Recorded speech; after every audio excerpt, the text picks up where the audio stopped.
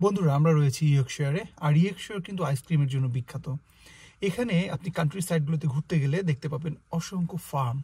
আর এর ভিতরে কিছু কিছু ফার্ম থাকে ডেইরি ফার্ম, আর যেগুলোতে আইসক্রিম পার্লার থাকে ভিতরে, এবং যেখান থেকে আপনি কিন্তু ফ্রেশ আইসক্রিম টেস্ট করতে পারেন। আইসক্রিম ছাড়াও বিভিন্ন ক্যাফে থাকে যেখান থেকে কফি এবং অন্য কিছু টেস্ট করা যায়। তো চলুন আজকে আমরা সেরকমই একটি আইসক্রিম ফার্ম বা আইসক্রিম শপ উপভোগ করব। আমরা বাসা থেকে বের হয়ে রওনা দিলাম আইসক্রিম পার্লারটির দিকে। আর যেতে যেতে দেখতেই পাচ্ছেন যে আজকে বেশ রৌদ্রোজ্জ্বল একটি দিন, খুব সুন্দর ক্লিয়ার আকাশ, বেশ ভালো লাগছিল। যদিও বা বাইরে প্রচণ্ড ঠান্ডা, কিন্তু গাড়ির ভিতরে বোঝা যাচ্ছিল না, বাইরে নামলে রীতিমতো হাত পা জমে যাচ্ছিল। তো আমরা ধীরে ধীরে এগিয়ে যাচ্ছিলাম আইসক্রিম পার্লারটির দিকে। এটি এখানকার বিখ্যাত একটা আইসক্রিম পার্লার, যেটির নাম আছে G&TS আইসক্রিম পার্লার। ঢুকি, এখানে সুন্দর বসার জায়গা আছে। আর এই হলো আইসক্রিম পার্লারটি, G&TS। সো আমরা এখানে চলে আসছি।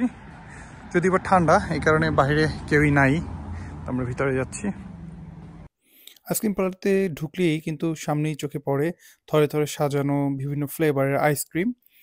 আর এখানে গ্লুটেন ফ্রি কোন রয়েছে।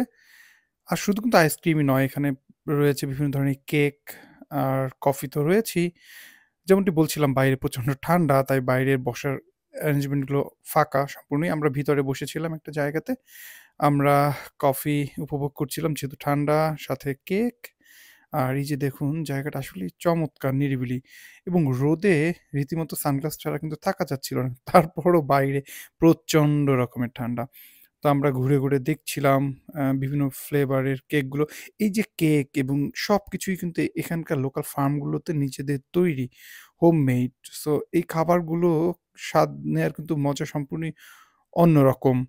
তো আমরা দেখছিলাম ঘুরে ঘুরে আইসক্রিম। আর এখানে কিন্তু কুকুরের জন্য আলাদা আইসক্রিম থাকে। কুকুর কিন্তু আইসক্রিম খায়।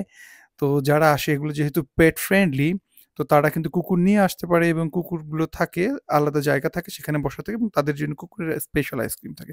তো আমরা একটু ঘুরে ফিরে কিছুটা খাওয়া দাওয়া করে আমরা বের হচ্ছি এখন বাইরের দিকে। বাইরে আকাশটা আসলে আজকে অসাধারণ রকমের সুন্দর। আর রোদ ছিল প্রচণ্ড রকমের, কিন্তু রোদের কোনো থাপ নাই, ঠান্ডা। তো আমরা বের হয়ে সামনের দিকে হাঁটতেছিলাম। আমাদের গাড়ি যেহেতু পার্কিংয়ে রাখা ছিল, তো আমরা ধীরে ধীরে হেঁটে হেঁটে পার্কিংয়ের দিকে যাচ্ছিলাম। আর চারদিকটা একটু ঘুরে ফিরে দেখছিলাম। আর আজকে এভাবেই আমরা ঘুরে কাটালাম আজকের এই চমৎকার ভ্রমণ।